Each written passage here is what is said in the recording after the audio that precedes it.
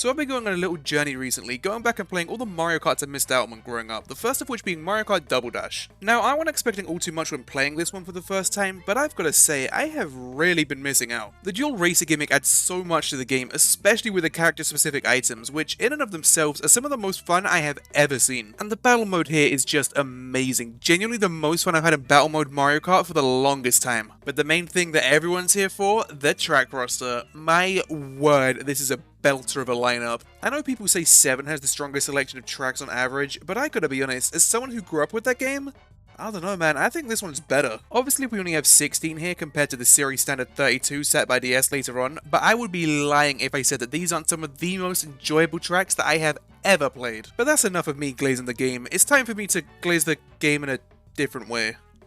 With a tier list. As always, we're going to be going from worst to best, starting us off with the C tier. Yeah, the lineup here is that good, we're jumping straight to C tier. And what better way to start off than with none other than this game's Rainbow Road. And no, I am not joking. Starting with the positives, because there are a couple here, I love the fact that this one isn't just floating around in space like most of the others. I don't know what it is, but something about seeing Mushroom City down below just makes this one feel that much more magical than had it just been in space. I also love the shooting stars of this one section. They did something similar with Super Circuit's Rainbow Road, though there the stars were hazardous if I remember correctly. Here though, they work as any other drop star, and while that may sound a tad bit overpowered, if you're able to navigate through this bastard to even get the damn thing, you've more than earned it. Also, the music here fucks hard, but that goes without saying. Unfortunately though, that's really all this track is going for it for me, because everything else here is either just forgettable as hell or impossible to drive through. Now this could very well just be a skill issue, but some of the turns here are just...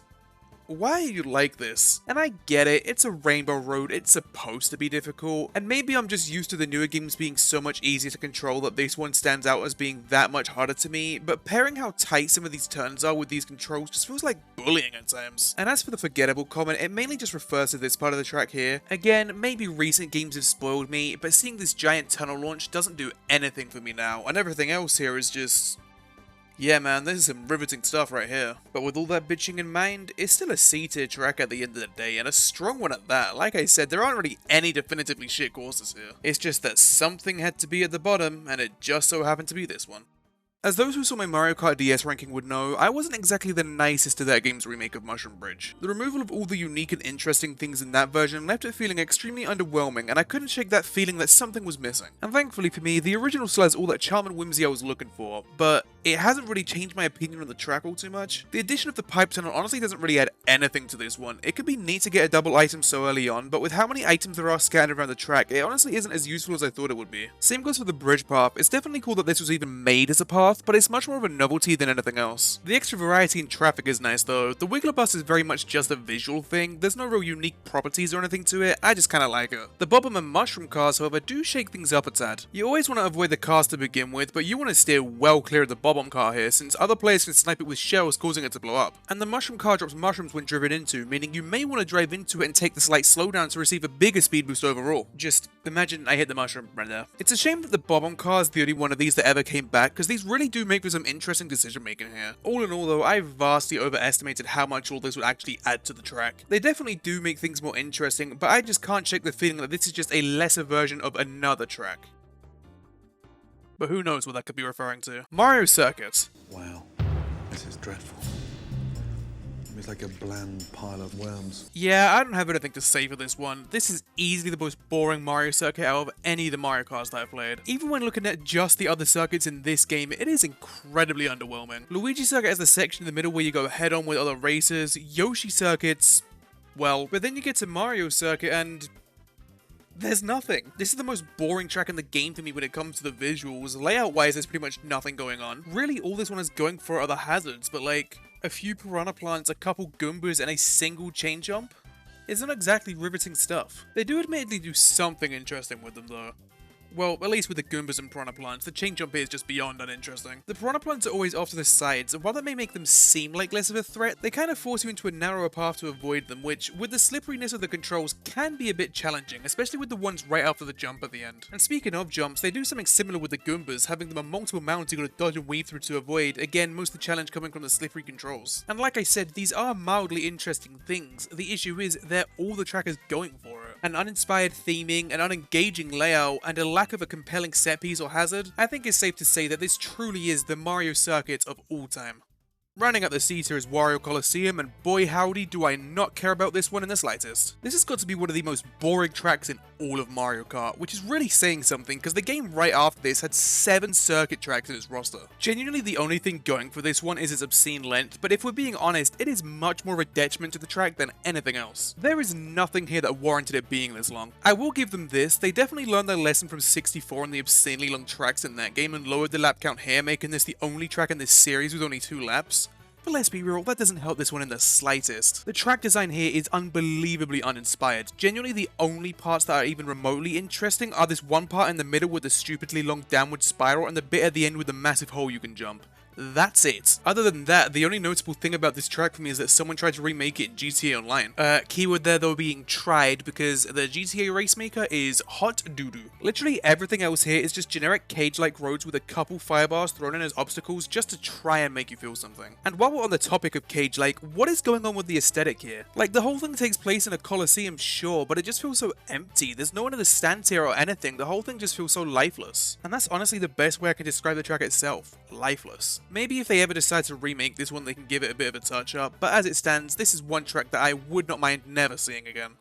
Kicking off the beta is Dry Dry Desert, and I find this one to be a tad bit overhated. Like, don't get me wrong, this one's nothing particularly crazy, but I routinely see this thing in the bottom of people's lists, and I can't help but think that's a bit unfair. The hazards here are obviously the stars of the show, the main one being the giant tornado they removed from the A Deluxe remake. Still not sure why they did that, seeing as Lakitu grabbing you out of it wouldn't really break it as much as the giant piranha plant in the Sarlacc pit, but I digress. Speaking of the giant piranha plant in the Sarlacc pit, it too is here, and it's alright. Much like the Wiggler bus, it's purely a visual thing, and it does add some charm to the track, but if we're being honest with ourselves, Yoshi Desert did it better. I feel like having multiple smaller pits on the inside of turns is a far better utilization of these things than just having the one comically large one just slapped into the middle of the road, but that might just be me. And everything else about this one is kinda just okay. I do like how the pokies will lean over some of the item boxes here, so you really have to thread the needle in order to get them, and the multiple windy turns and giant mounds are typical double dash bliss, but the visuals here kinda just suck. If I had to guess, I think that's probably why people hate this one as much as they do. It kinda is just a desert track when it comes down to the scenery. No awesome pyramid you get to drive through, no Mario Bros 3 iconography, nothing like that. It's just a desert, but at least it's a desert I can garner some enjoyment from, and because of that, it just about cracks the B tier.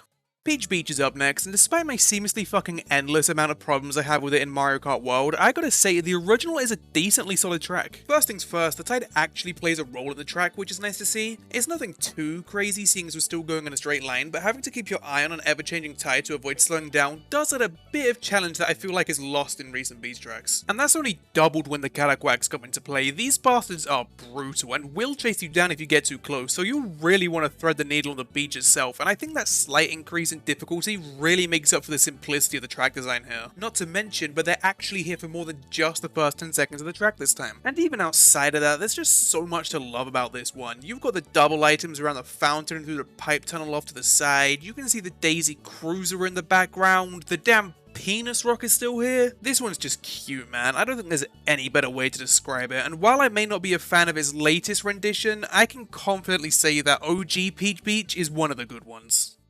Guys, I need to apologize. In my Mario Kart DS video, I made the calamitous error of saying that Yoshi Circuit is shaped like a Yoshi, and I want to take the time out of this video to say I was wrong. Yoshi Circuit is in fact not shaped like a Yoshi.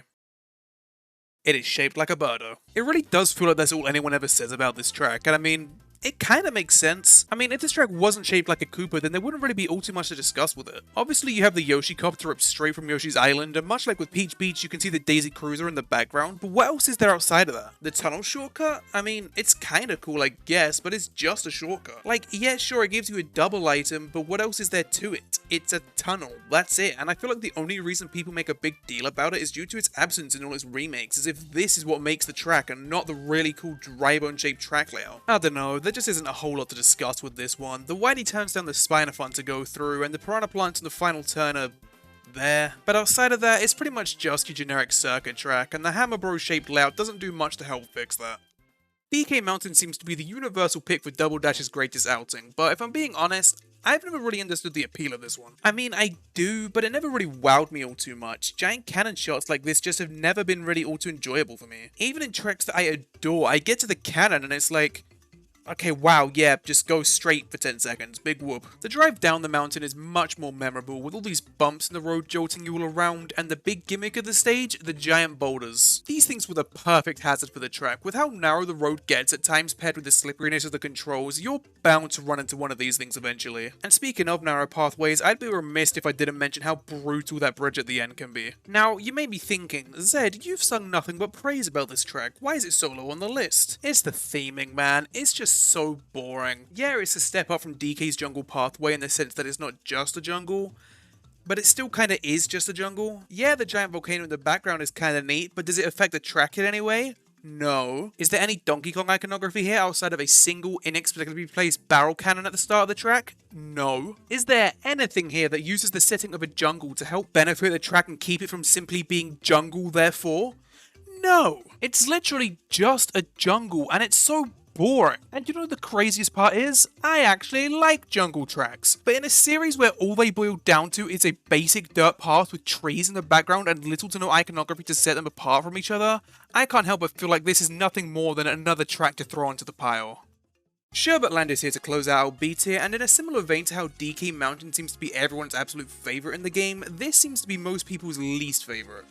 And yet again, I am disagreeing. The theming here is just beautiful. Sure, it's just a generic ice cave with a couple frozen lakes surrounding it, but there's something charming about how simplistic it all is. Definitely helps that I'm winter-pilled, and so there's a 90% chance that snow tracks like this get a bump up because of that, but that totally isn't the case here. And unlike DK Mountain, they actually use the theming to influence the hazards here. Towards the end of the track, there's a bunch of freezies littered around, and running into these things is a bastard. They don't just spin you out like your average obstacle, they freeze you if you run into them, making for, honestly, one of my favourite hazards in the entire series. And that's not the only thing that freezes you, as if you fall in the water at the start of the track, Lakita will pull you out in a frozen block of ice, which is just charming as all hell. And keeping to the start of the track, there's a bunch of ice skating shy guys you gotta avoid too, which again is just kinda cute, not much else that needs to be said about it. Unfortunately though, like I said, I do seem to be in the minority on liking this one, and funnily enough, it seems to be everything I like that causes people to hate on this one as much as they do. The freezes I will never understand their hate for. They're a unique hazard that fit the theming perfectly.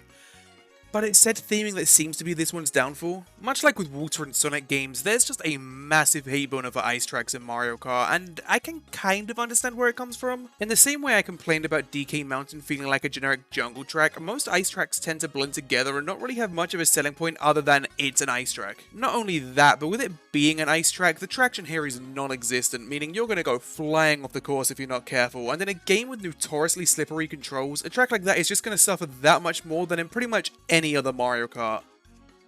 But I don't care. I like ice tracks. Hell, I love them, and this one is no exception. Sure, there's a million things holding it back, but if we're being honest, it just makes me love it that much more. Starting out the A tier is this game's Luigi circuit, and yeah, this is basically as good a starter course as I'm ever gonna get. I could glaze this one for days on end, but I honestly don't think I need to, because I'm pretty sure everyone and their mother is in agreement that this just is the pinnacle of starter courses in Mario Kart. At first glance, this one doesn't look like anything all too special. I mean, look at the minimap. It's a figure 8, big whoop. But it's not until you actually start playing on this one do you realize somebody cooked it. The entire middle portion of the track is one slightly wider road, and you go both down and back up it throughout the race, going head on with racers both behind and in front of you. You know all them GTA Online face-to-face races you watch the funny milk bag play? Well, it all started here, baby. And even outside of that main quote-unquote gimmick, there's still a decent bit to talk about here. There's a couple slower paths at the turns that keep you clear of the danger if you want to take a break from the ads. There's a chain jump at the bottom which isn't too daunting, but with it being the first track of the game, it doesn't really need to be. You can see Luigi's rank A mansion in the background. Like, there is just so much to love about this one, and it is a damn shame that it's only ever been brought back in DS. I get why we never saw it again in the BCP, what with it having a slight overlap with Baby Park as a standout chaotic track, and it wasn't Tour because reasons. But if World ever ends up getting DLC, I am genuinely praying that this one makes the cut. We don't need to see Baby Park again, just shrink this one down, give us a couple extra laps, and I guarantee that it would fit perfectly there. But that's just wishful thinking, and until there's any confirmation on the game even getting DLC, this is pretty much as good as it's gonna get.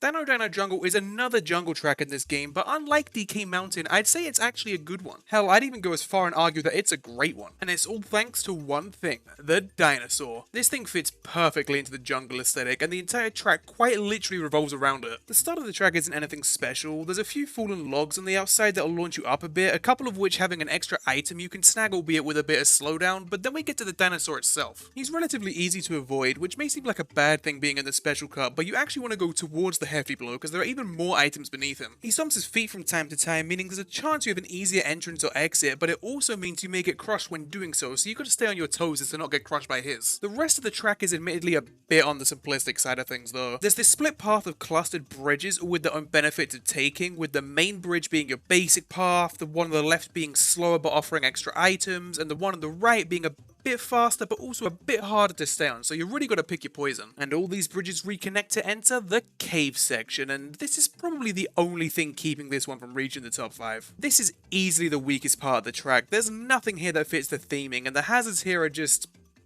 there. These geysers are kinda cool on paper, but in practice they don't really do anything. All they do is launch you up in the air, and it's like, we already saw this on Dry Desert, and it was a lot more engaging there since the tornado actually kept moving around, so you really had to keep your eyes on it. Here though, they are easy as piss to avoid, and it's not like you're gonna want to risk going towards them for anything, so what's really the point of these things? The ending of the track's pretty flaccid too. The dinosaur makes one last appearance blocking this bridge with his noggin, and they reuse the geysers right in front of the finish line, except they accidentally made them good. They stretch across the track this time and activate in pairs to try and catch you off guard, and they are infinitely more engaging than the 3 easy to avoid ones in the cave. It's a shame this one falls so flat by the end, because it was genuinely in the running to be one of my favourites in the game. And I mean, it is still up there on the list, no doubt, but like I say, it does just about miss the top 5.